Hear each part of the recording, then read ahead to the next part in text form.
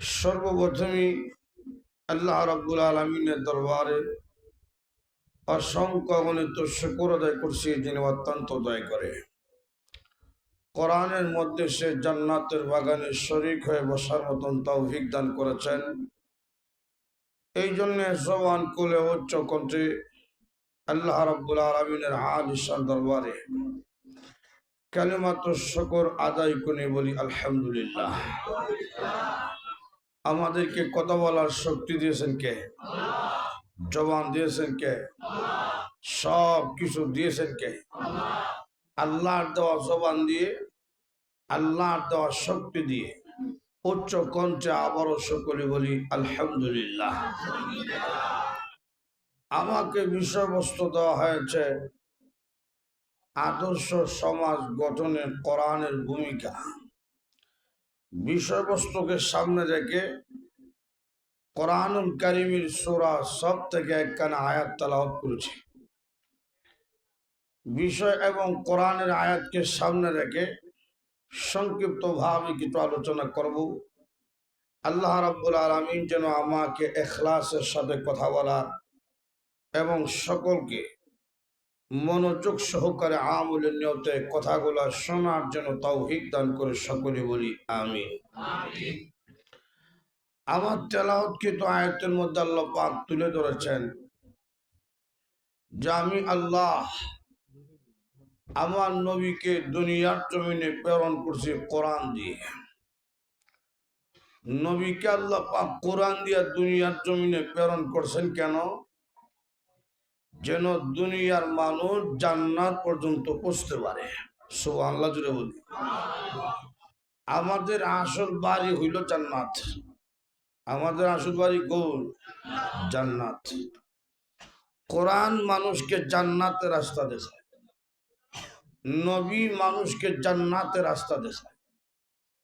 আল্লাহ পাক তার নবীকে কোরআনুল কারীম দিয়ে এমন এক জমানায় প্রেরণ করছিলেন, যে জাতির কথা, যে জমানার মানুষের কথা আল্লাহ পাক কোরআনের মধ্যে উল্লেখ করছে। আল্লাহ বলেন, لِتُنذِرَ قَوْمًا مَّا أُنذِرَ آبَاؤُهُمْ فَهُمْ غَافِلُونَ।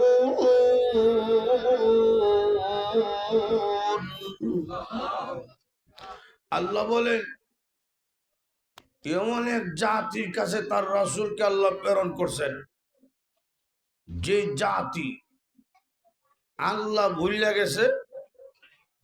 এরা বাপ দাদা 14 গোষ্ঠী পর্যন্ত আল্লাহকে ভুলে গেছে, একবারে বর্বর জাহিল হয়ে গেছে। এদের ভিতরে আল্লাহর কোনো ভয় নাই, পরকালের জবাবদিহিতার কোনো চিন্তা নাই, জাহান্নাম সম্পর্কে এদের কোনো ভয় নাই, কোনো ভীতি নাই। এমন এক জাতির কাছে মহান আল্লাহ তার নবীকে কোরআন দিয়ে প্রেরণ করছেন। এখন লক্ষ্য করে দেখেন কেমন জাতি। এমন এক নষ্ট জাতি ছিল, যাদের কুলে মেয়ে সন্তান জন্মগ্রহণ করলে এরা মনে করতো অলক্ষণের আলামত। নাউজুবিল্লাহ জোরে বলেন। এই জন্যে মেয়ে সন্তান জন্মগ্রহণ করলে মেয়েকে জীবিত দাহন করে দিত। চিন্তা করেন কেমন নষ্ট জাতি। মহিলাদের ইজ্জত নষ্ট করত। ইজ্জত নষ্ট করার পরে গোড়া লাগামের সাথে মহিলার পায়ের মধ্যে রশ্মিটা বাঁধা দিত। গোড়া দূরেইতো রশ্মি দ্বারা মহিলাকে টাইনা নিতেছে রাস্তা দিয়া। মহিলার শরীরে চামড়া ছিল্লা যায়। তখনকার মানুষরা কইতো, মহিলাকে ভোগ বিলাস করলাম, ভোগ করলাম, কেমনে মরে সেই দৃশ্য দেখলাম। এখন চিন্তা করেন কেমন বর্বর জাতি। এই জাতিকে নবীজি কোরআন দা এমন পরিবর্তন করছেন, এইরকম জাতি কিয়ামতের আগে আর আসবে না। এমন এক জাতির নবী এই দুনিয়াবাসীকে উপহার দিয়েছিলেন কোরআন দ্বারা। আর যদি আমাদের সমাজে কোরআনের আইন প্রতিষ্ঠিত করা হয়, আল্লাহর কসম করে বলি, এই সমাজে চুরি ডাকাতি ধর্ষণ ইফটিজিং হবে না, সব বন্ধ হবে। কথা কোন ঠিক কিনা? আল্লাহ নবী রাহমাতুল আলামিন বেশি দিন লাগছে না সমাজকে পরিবর্তন করতে। আমরা বাংলাদেশের বয়স কিন্তু কম না, 53 বছর। এর ভিতরে কত রকমের নাম পরিবর্তন হয়েছে। সবুজ বাংলা, ডিজিটাল বাংলা, মহজুদের বাংলা, কত রকমের বাংলা গেছে। চরিত্র কিন্তু পরিবর্তন আমরা হইছে না। কথা কোন ঠিক কিনা? 53 বছর গেছে। আর আল্লাহ নবী 50 বছর লাগেনি, মাত্র 23 বছরে গোটা জাতির চরিত্র পরিবর্তন করে দিয়েছিল একমাত্র কোরআন শিক্ষার মাধ্যমে। কথা কোন ঠিক কিনা? লক্ষ্য কইরা দেখেন, আল্লাহ পাক এই জন্য তার রাসূলকে বলছিলেন, হে রাসূল, আপনি কোরআন মানুষের সামনে তেলাওয়াত করুন। আমি আল্লাহ কোরআনের মধ্যে এমন আকর্ষণ রাখিয়া দিছি, কোরআন মানুষের চরিত্র পরিবর্তন করবে। সুবহানাল্লাহ জোরে বল। আমরা গান বাজনার পিছনে দৌড়তাছি, নাচ গানের পিছনে দৌড়তাছি। কথা কোন ঠিক কিনা? আমরা সমাজে এমন এমন গান আছে যে গানে মানুষের চরিত্র নষ্ট হয়। ও মাইয়া মাইয়া গো ভাব লাগাইয়া হরণ কান দিলে চরিত্র ভালো হইব। মধু হাই হাই বিষ খাওয়াইলা, মধু হই হই বিষ খাওয়াইলা, ইতা কইয়া কি তোর চরিত্র ভালো হইব? আল্লাহ বলেন আমার কোরআনের মধ্যে এমন মেডিসিন দিছি, মানুষের কলমে যত রোগ আছে সব রোগের ঔষধ আমার কোরআন। সুবহানাল্লাহ জোরে বল। আল্লাহ কোরআনে বলছে, শিফাউল লিমা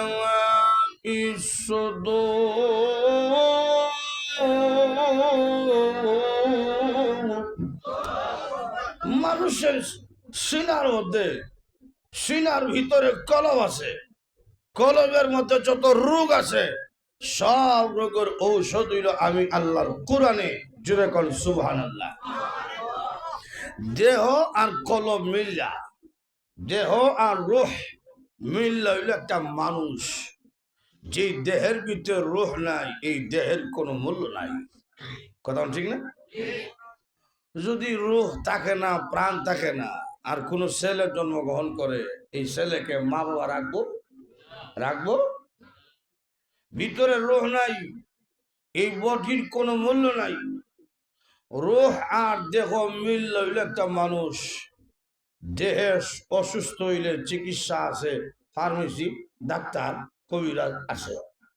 কলবের মধ্যে কিছু রোগ আছে, চুরি করার রোগ, ডাকাতি করার রোগ, ইফটিজিং করার রোগ, এগুলা মানুষের কলবে। কথা কোন ঠিক কিনা? কলবের যত রোগ আছে সব রোগের চিকিৎসা হইল আল্লাহর কোরআন। সুবহানাল্লাহ জোরে বল। কোরআন যদি এই সমাজে প্রতিষ্ঠিত করা হয়, এই সমাজ থেকে চুরি বন্ধ হবে। কেমন মানুষকে কোরআন পরিবর্তন করে দিল! আল্লাহু আকবার। আবু জেহেল কয় আমি মুহাম্মদ সাল্লাল্লাহু আলাইহি সাল্লামের মাথা কাটতে পারতাম না, ভয় লাগে। আবু লাহাব কাই পারতাম না। উমর রাদিয়াল্লাহু দাঁড়ায় গেছে, তিনি তখনও কালেমা পড়ছে না। কেমন খারাপ মানুষ! উনি দাঁড়ায় আমি পারবো রসুলের মাথা কাটতাম। চিন্তা করছেন কেমন ব্যক্তি ছিল? লম্বা তরবারি নিয়ে সামনে গেছে। রাস্তায় এক সাহাবীকে বাইল, জিজ্ঞেস করলো করতে গাইতেছ? যা আসতেছি রসুলের দরবার থেকে। তুমি কই যাইতেছ? যাইতেছি তোমরা রসুলের মাথা কাটতে। কেন? ও মোহাম্মদ, আমরা বাপ দাদার যে ধর্ম ছিল, ধর্মটা নষ্ট হয়ে যাইতেছে। আমরা এতদিন মূর্তি পূজা করতেছি, আর এখন উনি এক হাত আড়াইছে মূর্তির বিরুদ্ধে। রাখতাম না, কল্লা উড়াইলিম। শাহিদ রাদিয়াল্লাহু কইল, রসুলের মাথা ঘরে উল্টাইবা, আগে যাও নিজের ঘর সামলাও। তোমার বোন এবং বোনের জামাই গতকাল কালেমা হইয়া মুসলমান হয়ে গেছে। এখন রসুলের কাছে না গিয়া দৌড় দিছে বোনের বাড়িতে। গিয়া দেখে ঘরের ভিতর থেকে কুরআন তেলাওয়াতের আওয়াজ বেরিতেছে। হযরত খাব্বাব রাদিয়াল্লাহু আনহু বোন এবং বোনের জামাইকে কোরআন মক্স করাইতেছে, হয়তো খাব্বাব কইতাছে أعوذ بالله من الشيطان الرجيم উমর শূন্য হয় কি বলে রে খোলজা যেমন সিটা যায়। কোরআনের একটা মজা আছে না নাই? আরো জোরে কম। এই দুনিয়াতে কত রকমের গান আইসে আর গেছে, মজা কিন্তু থাকে না। একসময় শুনছি হাটে ঘাটের দোকান ঘটো গান শোনা যাইত, বন্ধু আমার বাড়ির সামনে দিয়া বউ লইয়া হাঁটটা যায়, বুকটা আমার হাঁটটা যায়। এখন এই গানের মজা আছে নি? এরপরে শুনলাম খোলজা বিত্তে গাইতারা মুথরে, এখন এটাও নাই। এরপরে শুনলাম প্রতিটাতে জায়গা থেকে তোমার আশায়, এখন এইটাও নাই। এরপরে শুনলাম মধু হই হই বিষ খাওয়াইলা, এখন এইটাও নাই। এরপরে শুনলাম খাসা বাদাম, এইটাও নাই। কথা কোন ঠিক কিনা? আর আল্লাহর কোরআন এমন আকর্ষণ, ১৫০০ বছর আগে নাজিল হয়েছিল, আজও কোরআনের মজা কমছে না, কিয়ামত পর্যন্ত কোরআনের মজা কমবে না। যেরকম ঠিক কিনা? প্রতিদিন মসজিদে গেলে ইমাম সাহেবের কণ্ঠে সূরা ফাতিহা মুসল্লিরা শুনতে থাকে, আলহামদুলিল্লাহি রাব্বিল আলামিন। প্রতিদিন শুনতেছে। শুনতে শুনতে শুনতে শুনতে বিরক্ত হইয়া একদিনও কোনো মুসল্লি কইল না, ওবা ইমাম সাহেব প্রত্যেকদিন এই সূরা শুনতে শুনতে ভালো লাগে না, বদলে করেন।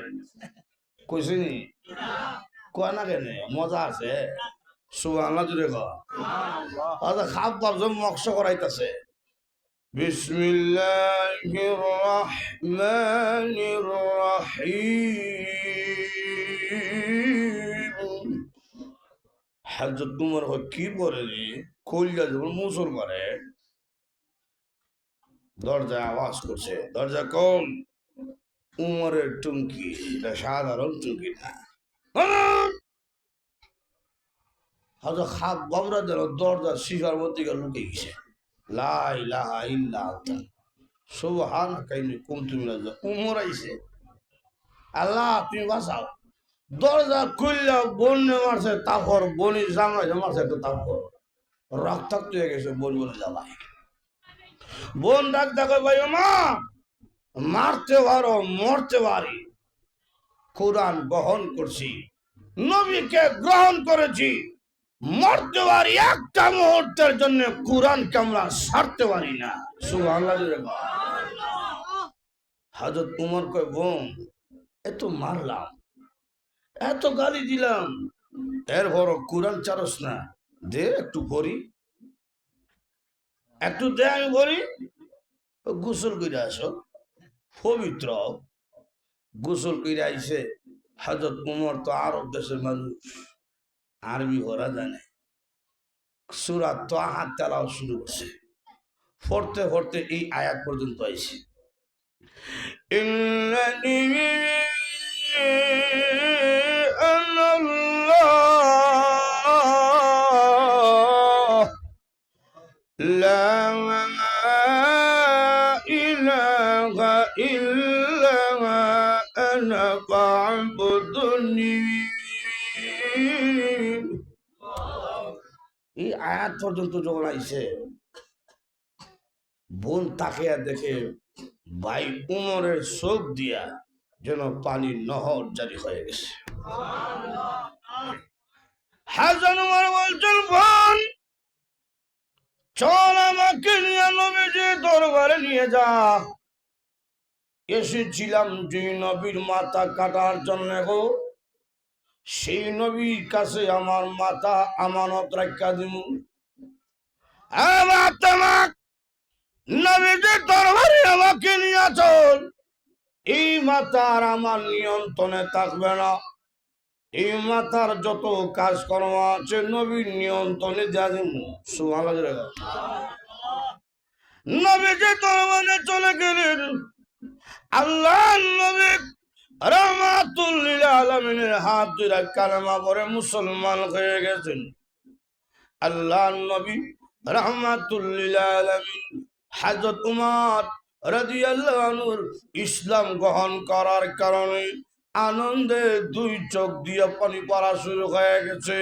উপস্থিত সাহাবায়ে কেরাম আল্লাহু আকবার বলে তাকবীরের আওয়াজ দিয়েছে। সঙ্গে সঙ্গে হযরত জিবরাইল নবীজির দরবারে এসেছেন। ইয়া রাসূলুল্লাহ, ইয়া হাবিবাল্লাহ, আল্লাহর নবী গো, আপনার সাহাবীরা শুধু একাই তাকবীর দিচ্ছে না, আকাশের মধ্যে গো রহমতের ফেরেশতারাও উমরের ইসলাম গ্রহণে আনন্দে আত্মহারা হইয়া রহমতের ফেরেশতারাও আকাশের মধ্যে তাকবীর দিতেছে। কেমন ব্যক্তি? যে ব্যক্তিকে কোরআন পরিবর্তন করে দিয়েছি, যে ওমর রাদিয়াল্লাহু আনহু কোরআন গ্রহণ করার কারণে কি পরিমাণ একজন রাষ্ট্রপ্রধান হইলেন। আর যে উমরের মতো রাষ্ট্রপ্রধান এই পৃথিবী চায়, যে উমরকে তৈরি করাছে কোরআন, যে উমরকে অন্য কোন ভার্সিটি তৈরি করেনি, ওমর রাদিয়াল্লাহু আনহুকে তৈরি করেছে আল্লাহর কোরআন। হযরত ওমর রাদিয়াল্লাহু আনহু তিনি যখন রাষ্ট্রপ্রধান যদি একজন কোরআনওয়ালা হয়, সমাজে আর দুর্নীতি থাকে না, অটোমেটিক সমাজ থেকে দুর্নীতি বন্ধ হয়ে যায়। কথা কম ঠিক কিনা? আর আমরা রাষ্ট্রপ্রধান দায়িত্বশীল এমন এক ব্যক্তিরে দুইটা বানাই, যেটা বেডি লইয়া নাচানাচি করে, আরো কোন ঠিক নেই, বড় বড় বোতল নিয়ে নাচানাচি করে। এটা কেয়ার বোতল, বুঝতেছেন তো? লক্ষ্য করে দেখুন, এই সমাজ এমনি ভালো হয় না। আদর্শবান শাসক যদি থাকে, এই সমাজের নাগরিক পর্যন্ত আদর্শবান নাগরিক হতে বাধ্য। ঠিক নেই? হযরত ওমর রাদিয়াল্লাহু আনহু কেমন শাসক ছিলেন? এই দেশে চুরি হবে না, ডাকাতি হবে না, প্রতিটা জনগণ তার ঘরের মধ্যে বসিয়া পাওনা পাবে। আর আমরা এমন এক নাগরিক, পাওনা হয় দূরের কথা, পাওনার লাগে গেলে উষ্টা লাথি খাওয়া লাগে। কথা কোন ঠিক নেই? হযরত ওমর রাদিয়াল্লাহু আনহু ঘুমায় না, মানুষের বাড়ি বাড়ি চক্কর লাগায়। রাত্রিবেলা যখন মদিনাবাসী মানুষরা ঘুমিয়ে যায়, হযরত ওমর রাদিয়াল্লাহু আনহু একদিন প্রচন্ড ঠান্ডার মধ্যে বের হয়ে গেছে মানুষের খোঁজ খবর জানার জন্য। বের হইয়া তাকিয়া দেখলেন সব মানুষ ঘুমিয়ে গেছে, গাছের পাখিরা পর্যন্ত ঘুমে। কিন্তু হঠাৎ করিয়া একটা মহল্লা থেকে বাচ্চাদের আর্তনাদ শোনা যায়। আর্তনাদ বলা হয় ওই কান্না, যেই কান্নায় কলিজা ধরে। হযরত ওমর রাদিয়াল্লাহু আনহু ছোট ছোট বাচ্চাদের কান্না শুনিয়া ঘরের কাছে গেলেন। গিয়া দেখলেন একটা মহিলাও কান্না করে, ছোট্ট দুইটা বাচ্চা কান্না করে। হযরত ওমর রাদিয়াল্লাহু আনহু ডাকদা বললেন, কে গো, কেন তোমার সন্তানরা কান্না করে? ঘরের ভিতর থেকে আওয়াজ এসেছে, এই দুইটা বাচ্চা, একজন সখী সাহাবীর বাচ্চা, পেটে খিদে